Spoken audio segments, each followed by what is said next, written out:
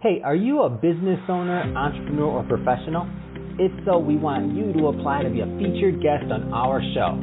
My name is Adam Torres, and I host the Mission Matters series of podcasts. I've recorded over 3,000 episodes, and we are just getting started. How do you know if you'd be a good guest to be on the show?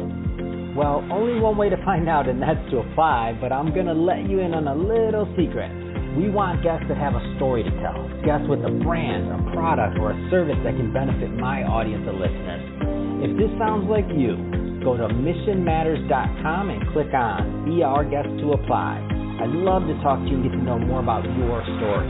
Again, head on over to missionmatters.com and click on Be Our Guest to Apply. All right, now let's get into the show. Hey, I'd like to welcome you to another episode of Mission Matters. My name is Adam Torres, and if you'd like to apply to be a guest on the show, just head on over to missionmatters.com and click on Be Our Guest to Apply. All right, so today I have Ron Price on the line, and he's founder and CEO of Price Associates. And Ron is a return guest. If you haven't caught some of the previous work that we've done together, definitely want you to go back and check that out. But just to start off with, hey, Ron, welcome back to the show. Great to see you again. Adam, I'm really happy to be here. So thank you for inviting me. So lots and lots to cover today. So I want to talk about, we'll talk about the leadership journey, what that looks like, entry-level career, mid-level, then moving on into that executive level. And you're definitely an expert on leadership. You have multiple books that you've authored and co-authored. And you also have one, not to spoiler it, we're going to go into it later, but you have one coming out in January also. So lots and lots of things that you're doing. So glad you made some time for us at Mission Matters. And just to get us kicked off, I'll start this one like we start all our shows with the Mission Matters Minute. So Ron, we at Mission Matters, we amplify stories for entrepreneurs, executives, and experts. So that's our mission here. Ron, what mission matters to you? You know, a great mission sounds really simple, but it's the result of a lot of hard work to get there. And I know that's the case for yours. For me, what I came to is that I believe my purpose in this world is to help people discover and pursue their greatest potential, and particularly to help to grow great leaders, because I think that it's the great leaders that solve the problems that we face today. Man, that's amazing. Love bringing mission-based entrepreneurs and executives on the line to really talk about why they do what they do and what motivates them. So thank you for sharing that. And just to get started, so maybe, some people that didn't catch our previous work together, let's just start with your background. So like, how'd you get started on this path of really being a leader in the leadership space? I think as a young boy, 8, 9, 10 years old, my grandpa inspired me that your life can make a difference for other people. He used to tell me story after story after story of his work. And it was never focused on the dollars. It was always focused on what kind of a difference you can make. And then as a young man, I went into business with my dad, who was a lifelong entrepreneur. A lot of people think of entrepreneurs as being people who want to make a lot of money. And of course, my dad never refused any money, but it wasn't the thing that drove him. What drove him was being able to live his values out in the way that he treated his employees, in the way that he treated his customers. And I saw in my dad that your life could be authentic, it could be rich, it could be fulfilling in the context of business. So that's really what got me started. And now that was a little over 50 years ago. My dad's passed on now at just short of 94 years old, but there's a part of him that still lives in me, because the joy I get is this balance between treating people right, having a noble purpose, and having great performance as well. So I don't diminish money. I just want to put it in context of that you get it as the result of a noble purpose in serving people. No, I love it. And that idea of just as people, like the goal is to add value, right? So you're adding value to the marketplace, you're adding value, building value for yourself and your family through building the business, and ultimately, giving value to the people, your clients, right? Like for whatever that service is that they choose to exchange money for, that you're adding value for, right? Yeah. And of course, that can sound very philosophical and maybe even unrealistic. But fortunately, in my life, I've been able to apply it in very practical ways. I've had leadership roles in 10 different organizations. I've started, I don't know, 3 or 4 or 5, maybe 6 different companies. I've been in corporate executive roles. I've had the chance to serve as CFO, chief marketing officer, chief operating officer, president. I've really had a wonderful journey, but it's all been built around that core that we're here to serve others. And when we do that well, everything else takes care of itself. So that idea of and I love one of the things that you bring out, and that's kind of one of your focuses, is that it's not necessarily a trade-off. So meaning you can add value and you can have that servant mindset and still make money. So that's not a trade-off. It's not saying that you have to do that out of just some altruistic manner. I mean, you can add real value there. What kind of advice would you give to maybe some of the people out there that are still kind of that mindset, that maybe it's a trade-off? You can't do good, make money. You can't live the values and make money. You have to be one way or the other. What kind of things would you tell them? I think the first thing, Adam, I would say is that if your focus is only on the finances, you're actually increasing your risk of failure. The finance, I look at profit and loss statements. I look at balance sheets every month. They matter to me, but they're the postmortem. They're the result of what happens after the things that you did. And if you do those well, then those profit and loss statements and balance sheets should look good.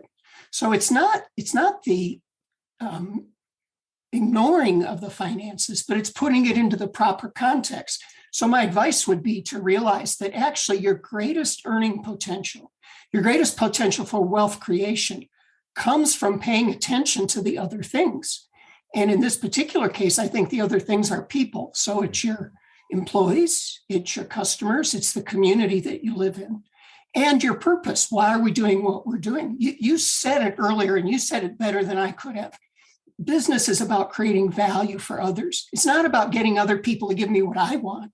As Zig Ziglar used to say, you can have anything you want if you help enough other people get what they want. And I used to think that was kind of a trite, superficial cliche. But as I've gotten older, I've realized how true that is. It's at the very core of a kind of success that you can be proud of at the end of your career. Man, Ron, love it. And love Zig. I'm see you at the top. You just reminded me about that. I haven't thought about that in so long. See you at the top. I think I'm going to revisit that after, I like to play something in the background, a little audible thing. I'm going to revisit that one. It's been a while to hear Zig. Awesome. So the leadership journey. Now, there's a lot of different ways to say this, and just for the record, so this is one of the ways that I think of it. It's okay, you start out, let's just say maybe entry level, then you kind of get mid-career, and I don't mean it has to be middle market in terms of companies. I just mean your skill set grows, right? And then you get to where maybe you know some more things, and then you maybe get to that executive level, and then you're maybe running a company or something else like that, or you're within a company, or maybe you decide to become an entrepreneur and take some of that skill set that you've gained along the way and to find new ways to add value. So a lot of different routes that can go. But I'm interested to hear your take on on that leadership journey. Well, first of all, I like to think about a leader as being somebody who influences others, somebody who has now some leaders are good and some leaders are bad. So some have a good influence and others don't have such a good influence. But assuming that we aspire to be a person who has good influence with other people, it begins by, how do I develop myself? How do I become the best version of myself? And then from there, I can actually take 2 different paths. One path is what I refer to as the organizational path, where you're learning how to lead others, and eventually you're learning how to lead organizations. Or it can take more of the technical or expert path, where you decide you want to be somebody who's a world-class expert. And you could say that going for the Nobel Prize is that, or it could be that you're going to create some new product or service or some new innovation that in its own way is going to change the world. Those are both leadership journeys, but they require a different kind of understanding in order to optimize your influence. So in either of those, I have 7 ideas that I think of as the entire journey. The first idea is getting the invitation. Either somebody offers something and you volunteer, or they ask you. And honestly, for my 50 plus years of leadership, It's always been that somebody asked me to do something, and I wasn't quite sure that they were that smart when they were asking me. So that goes from the invitation, it goes to awareness. As a result of you taking on the responsibility, you get to know yourself better. And that introduces number 3, which is development or growth, where you begin to become a better version of you because of what you're carrying now. And that leads to validation where other people recognize it. And they actually are a very important part of legitimate self-confidence, because you need other people to be your mirror, so to speak, to tell you that, yes, you are moving in the right direction. The next stage after that is now you have the opportunity to optimize your impact, because at some point your influence becomes bigger than you because of the brand you've built, because of the people who support you, the people who are part of your team. And that leads eventually to mentoring, where you begin to recognize it's not about me. It's not just my impact, it's how do I invest in other people? And that takes us to the 7th stage of the leader's journey, which is reflection and celebration. So whether you go the organizational route or the technical expert route, those 7 things still happen for you if you're going to enjoy the full spectrum of the leader's journey. So I wanna go maybe a level deeper on some of these concepts. So first off, I want to start with the idea of the invitation. So you're in how you started that journey, because I think it's funny, number one, that you say, like, I have to ask, like, why are people asking me to do something? Because there's some people that are gonna, like, they're gonna hear that. Like, as soon as you said that, I thought about some times in my career and just in general, where I'm like, why'd they ask me to do that? Like, what? Like, or like, am I being voluntold, or like, what's going on here? Like, I didn't want it. Like, there's other people that wanted, like, so how do you deal with like that responsibility on that side of things? So when you're asked to do something, and when you're taking on, or potentially either saying yes or no to the opportunity, like, how do you start to deal with that? Well, first thing is that people wouldn't invite you if they didn't see something in you. And sometimes they see something that you don't see. Yeah. And the one concern that we should have is the thing that they're asking me to grow into going to help me become a greater and a better version of myself, or is it going to derail me? Because as a part of our journey, oftentimes we are going to have to say that doesn't fit. Yeah. So you do have to make that judgment. I think it's important to remember, Adam, that nobody's ready for the next position completely. And I think a good sign that it's a good opportunity for you is if it spurs excitement around the opportunity, but sobriety around the challenge. So I like to say you've got this mixture of excitement and fear. If that's the right balance, it's probably a good opportunity for you. You do have to validate that it's in alignment with what you know of yourself right now, what you know to be. For instance, some people are more task-oriented, other people are more people-oriented. Yeah. If you're very, very people-oriented, be careful about accepting an invitation for something that's all tasks, or vice versa. Some people like to move quickly. Other people like to be very deliberate. Again, you have to know yourself well enough to know best how to respond to that invitation. But don't think that it means that you've already mastered all the skills you need, because that's part of the joy of the journey, is stepping into something that you're not quite ready for, but you're capable of doing. That's where the stretch comes, right? That's where the growth also comes. And that's where I believe, like, your skill set, like, it's like you're going to the gym, you put on a little bit more weight, or you're doing a hike and you decide to go a little further than you normally would. And just that little bit extra, like, that's where our true growth comes from. Yeah. That's where you really find where you're at and where you have the opportunity to grow, which is why I say you go from invitation to awareness, because there are things about yourself that you don't really understand until you step into that next responsibility that you've been offered. And I will say there's a way that you can prime the pump for those invitations, and it's about how you lead yourself. So our first job in that journey is to think about, who am I? Who could I become? And what are the habits? What are the mindsets? What are the aspirations that are important for me to begin to develop so that people think of inviting me into another opportunity? So I want to skip around a little. So one of the steps that you mentioned was talking about, like, optimizing and what it looks like to optimize your process or yourself as a leader. Tell me a little bit more about that. So that would be, and am I incorrect in assuming that that's for somebody that's maybe been in a leadership role for some time, and now they're kind of like maybe mid-level in their career? And I don't mean age, I just mean like they have, like, some experience under their belt. Is that appropriate?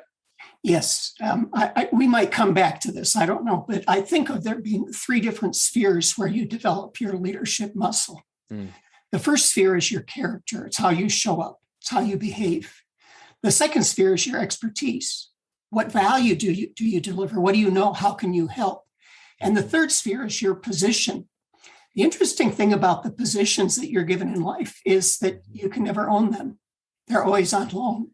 They're a stewardship, but they give you the opportunity to amplify or optimize everything that you've been working on in your character and your expertise, because the position actually, especially as you move on in your career, the position becomes bigger and bigger, and it actually becomes a great blowhorn for you.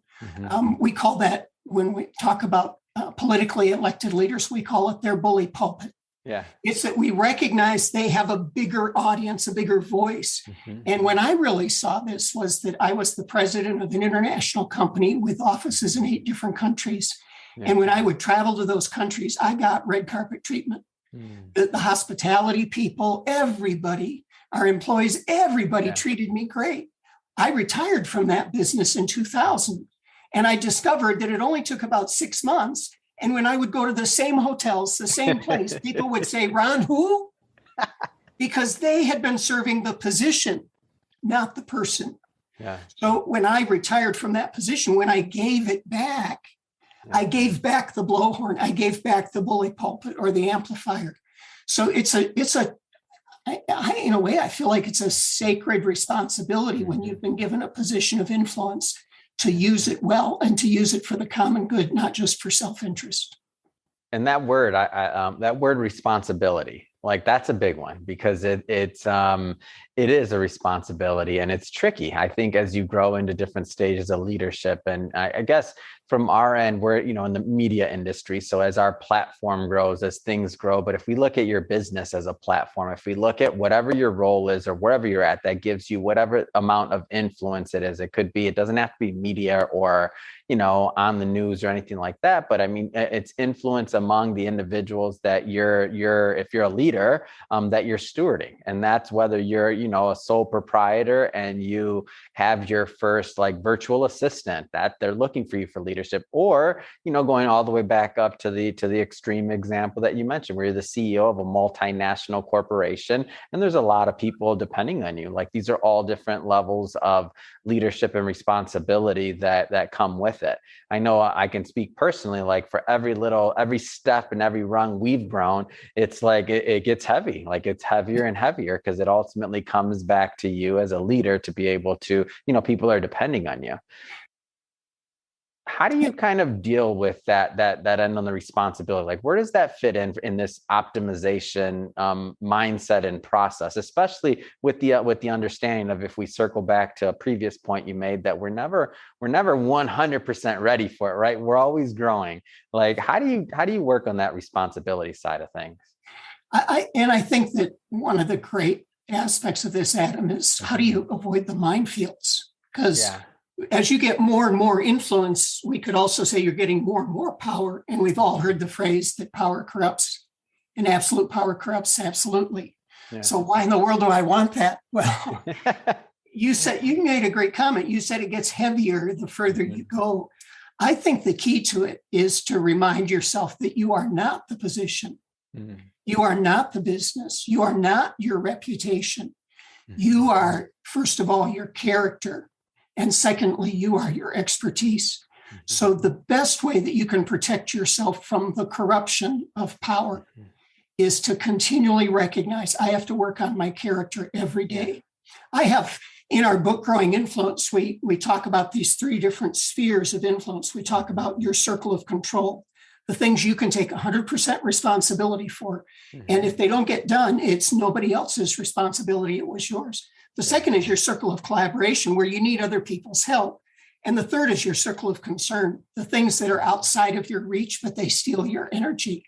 Well, your circle of control, when I think about somebody being strong in their leadership as the weight gets heavier, it's like weightlifting around character. So what am I going to do to keep investing in my character, not to depend on yesterday's character, but to recognize that the more responsibility I have, that character is the foundation that will either hold strong or it will crack. Mm-hmm. So I spend 2 hours every morning. I'm very grateful that at this time in my life, I have that time. And every morning I spend time investing in me for those 2 hours. Mm-hmm. I have my wisdom reading. I'm a person of faith, so I pray. I have a different group I pray for every day. I listen. I build a gratitude list every day because I know that it's so easy for me to lose my sense of gratitude for everything I have. And then I look at what is it I want my character to reflect today? How is it that I want to behave? I want to govern my own behaviors. And I begin with courage. And after courage, I think about humility and what that means to me. And then I think of purity of mind and heart and body. What am I going to feed my mind today? Because my subconscious makes most of the decisions. So what kind of nutrition am I going to give it? And then from there, I go to personal accountability and self-management. And finally, gratitude. These are my values by which I want to govern my own behaviors. Then I reflect on what are the values by which I want to relate to other people. And I start with collaboration. And what does that mean to me today? Collaboration is not delegation. Collaboration is partnering with people to do something that we're both passionate about. And then from there, I go to empathy, and I go to forgiveness and candor and loyalty. These are all the values that I want to reflect my character. Now, the question is not whether or not I have them defined. Yeah. The question is, am I closing the knowing doing gap? Mm-hmm. Because we all have an aspiration that's further, or at least we should, an aspiration that's further than what we've actually become so far. So when I talk about you've got to work on your character, it is about being honest and having integrity and being ethical, but it's not only that. It's about a lot more than that. And the question is, how strong can you build your foundation? Because that is what's going to dictate how much weight you can carry without crumbling under the pressure. So the bigger it gets, the more I need to focus on character. And then after that, I have to focus on expertise, because you can be a character leader, but if you don't know what you're talking about, you're not going to help anybody. So you got to decide where you're going to go deep in your expertise. And then you have to decide, I'm going to aim for being world-class in that area of expertise. And those things have served me really well. And they've helped me when I get into positions to have a reservoir to draw from, so that the position doesn't capture selfish ambition or greed, but the position continues to look to me like it's an opportunity for service. Absolutely amazing. And I love, you're dropping so much wisdom today, Ron. Always great to talk to you and to bring you on, because I'm like, and you're just, I'm hoping that the audience is getting filled up by your words and your dedication, and obviously your passion for what you do, because I certainly am. Speaking of which, I want to go further into Price Associates. So I want to spend some time also talking about what you're specifically doing day to day. So maybe, again, for those that didn't catch our previous work, maybe just start off by telling us a little bit more about the company. Yeah, we started in 2004, and today we have about 25 people who work with us in different places around the world. And our job is to help people grow themselves, to help teams grow and be effective, and help organizations, especially organizations that are going through growing pains. And we do that through executive coaching, through facilitating different kinds of events, through consulting work. We have 3 main practices that we use that help us with that. The first is how we help people think about and understand talent. So we use a whole series of self-administered assessments that help people develop deeper self-evaluation, deeper self-awareness. Second is we do a lot of work in the space of innovation, helping people think about creating new value. And innovation isn't just about products and services. We can innovate our processes. We can innovate how we show up in the marketplace. We can create whole new markets. So it's innovation across the whole spectrum. And then our third avenue that we work in is strategy. So it's how do we help organizations develop and optimize their strategy, especially in a time of disruption like we're going through right now. And in the context of all those, we're helping people to become better leaders. And so what are the, what are some of the, and there could be, maybe there is, maybe there isn't, but are there specific niches or industries that you work with? Like who gets the most value typically out of working with you and your team? Or is it like size of company, or like, give us a little bit more on that end of things. We actually work across all sectors and all industries. So we do a little bit of government work. We do a lot of nonprofit work. Then we do a lot of business work. However, and also all sizes, Adam. I mean, we work with companies that have 10 employees up to 40,000, 60,000 employees. But usually those larger companies were working inside one of their divisions. Mm-hmm. We don't very often work at the corporate level, mainly because of the way that we're spread out. Mm-hmm. Now that's changing a little bit because of the virtual world that we're in today. Mm-hmm. But I would tell you that where we have our greatest impact is a company that has somewhere between 100 and 1,000 employees. And there are a variety of reasons why I think we can make the biggest difference there, probably more than we could go into today. But that's where we found that we can have the greatest impact. And we're really strategic partners with them.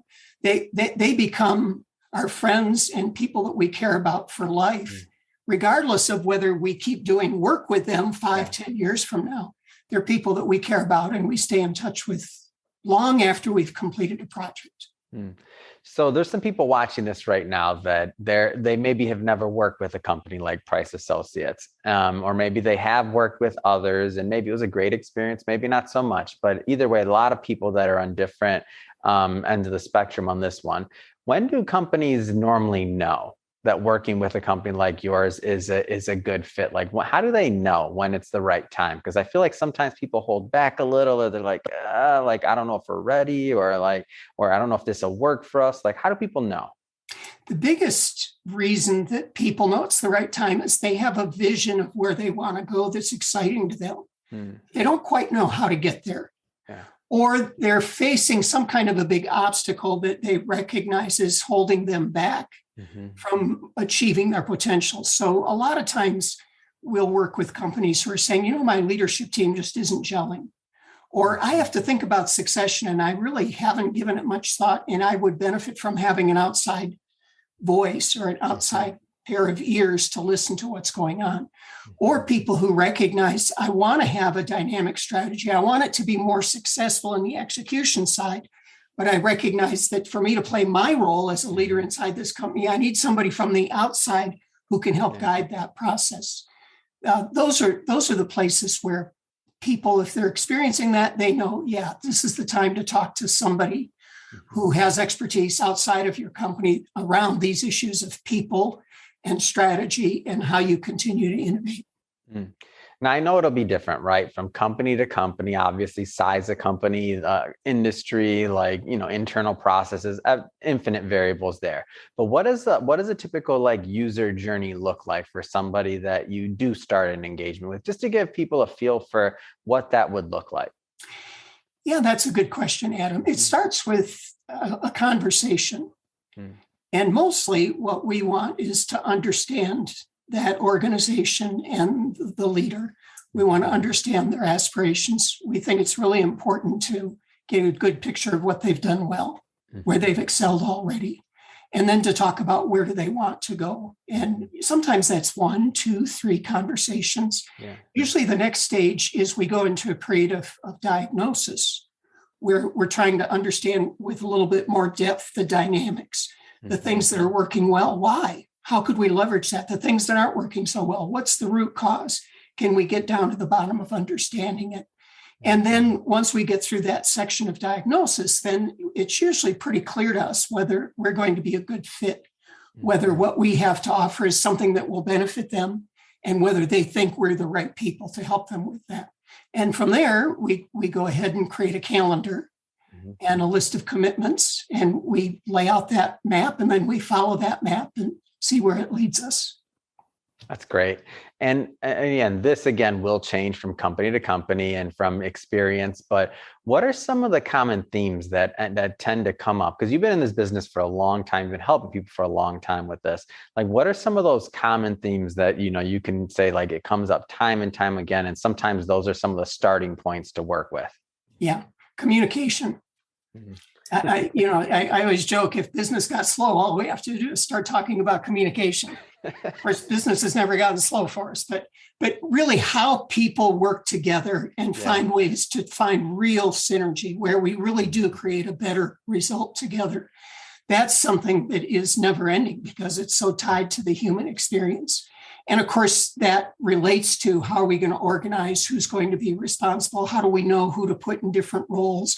And we use a whole series of assessments to identify people's natural strengths, how they've developed those into skills, how they can be applied in different scenarios. Yeah. So that's a big one. I think a second one is, how do we create a beautiful future? And that has to do with understanding who our customers are today and what they want, and maybe who our customers should be tomorrow. And then what is it that we provide? And are there other ways that we should be partnering in order to help our customers achieve what they want? Ultimately, every business, although the business serves the employees, it serves the owners, the business really exists to serve the customers. Yeah. So that is a never-ending experience or journey because customers' interests, needs, passions are changing. And especially in the world that we live in today, which we refer to, and I'm sure you've read it other places, as a VUCA world that came from the US Army. It's a world that's volatile, uncertain, complex, and ambiguous. And boy, if we didn't believe we were living in that kind of world before, we know for sure that we're living in that world today. So that would be the second one. And then the third one, again, is why we've developed what we do around this practice of innovation. Somewhere up to 93% of all innovation initiatives fail based on research. And it shouldn't be that way. Now, I don't know if we can get to 100% success. Yeah. But what if we could just get to 50% success or 60 or 70% success? And a lot of companies are frustrated because they either don't have new ideas or they've tried lots of ideas without getting the results they hoped for. And so those are the three big things that we see: dealing with people, understanding what your future market's going to look like, and really creating a beautiful future through innovation. That's awesome. So Ron, I mean, first off, this has been great, like having you back on the line and just learning from you and seeing what you're doing, and just happy for what you're doing with Price Associates and the success and how many companies you're managing to touch and at various stages of their growth. So what's next? I mean, what's next for you? What's next for Price Associates? Like, what's next? Well, one of the things that we're taking a big risk on, Adam, is that traditionally a lot of our work has been face-to-face and very high personal interaction. Yeah. And we're not finished, we're not ending that, but we wanted to ask ourselves the question, could we deliver value to people in a way that was much more economical to them? So we have stood up something called the Complete Leader Community, which is a membership organization where you join with an annual fee, and then you have access to a lot of the content that we've created through the years for the people who want to do it yourself kind of work, or people who want to develop themselves personally, but they might not have the purse strings of the organization's budget. So it's very, very affordable. And people who become a part of the Complete Leader Community have access to over 700 resources that we've created: videos, podcasts, coaching guides, articles. We have 30 live events every year online that they can attend, which are discussions with authors. We'll have you on sometime. And discussions with experts in different areas of interest. And then they also have access to online skills assessments for themselves so that they can work on developing their skills. So that's one thing that is, we're really breaking the traditional consulting business model by creating a lot of value that is almost free for people to access. And we're excited about that because we believe it gives us the chance to serve a broader audience. As I said, we'll continue to do the more personal work that we've done over the years. But our real desire is that community will create a tremendous amount of content, global connections and friendships, and opportunities for collaboration that go much further than anything we could have done otherwise. Oh, that's amazing. And this is one of us being in this video or whatever age we want to call it. This is one of the amazing things. And what you're also doing is really just creating a brain trust, really. It's like all of this content, all of this knowledge that, as you mentioned, as you're in the beginning of our interview, that these positions are really stewarding, right? Like you pass that on. So now I can see, and getting back to what you said about Zig Ziglar earlier, it's like, or you brought him up. I mean, he really, like his knowledge, the content he put out there, like obviously he's an author. That was his business to be on stage as a keynote, but like the traditional role of breaking that model of a consultant like yourself, and now creating that brain trust and creating that content where in the past it was only like a Zig Ziglar or like somebody that was their business was, semi show business, right? In the same sense. But now it's like the people that are in the trenches, the people that are actually doing the work day in and day out. By you doing this now and you creating this content, not only are you, being a good steward of the knowledge that you've gained over the years, but now, in coming generations, they're going to be able to build on that. They're going to be able to kind of carry that torch forward and to kind of push the envelope, as they say, a little bit more on all that. I think it's amazing what you're doing. Yeah, thank you. We're trying to be very specific and thinking about how can we serve early stage leaders? How can we serve people who are young in their career? And then how can we serve mid-stage leaders who oftentimes have much more responsibility in leading others, in executing successful strategies and things? And then finally, how can we be very intentional and specific in how we serve senior leaders? So we're really focusing on what is it that we can do that helps them be successful, and how can we deliver that to them in a way that's meaningful to them? Yeah, amazing. This is great. So I don't, before we get off the line here, 100%, you got to tell me about this book, as I mentioned in the beginning of the interview. So you have a book coming out in January. Congratulations. We're recording this right now in October of 2021. So the book comes out in January of 2022. So tell me a little bit more about how this project came about. This is my 9th book, Adam, actually, and 5 since I started Price Associates. And something I learned early on is that when other people help me write books, they're always so much better. So I've really adopted this approach of collaborating on books. So I wanted to write a book on strategy for many years because I've worked on and studied strategy way back into the late 70s. I never felt like it was quite the right time. And then one of our associates, Evans Baya, who co-authored the book, The Innovator's Advantage, with me, introduced me to a professor from the University of Nairobi, who his expertise is IT, but his passion is strategy. And he's done strategy work for 70 different organizations across East Africa. And we just started spending time together. Evans, and this fellow's name is Tim Waima. We call him Professor Tim, and myself. And we talked through an outline. We had some discussion. And then in March of 2020, we said, okay, it's time for us to get serious.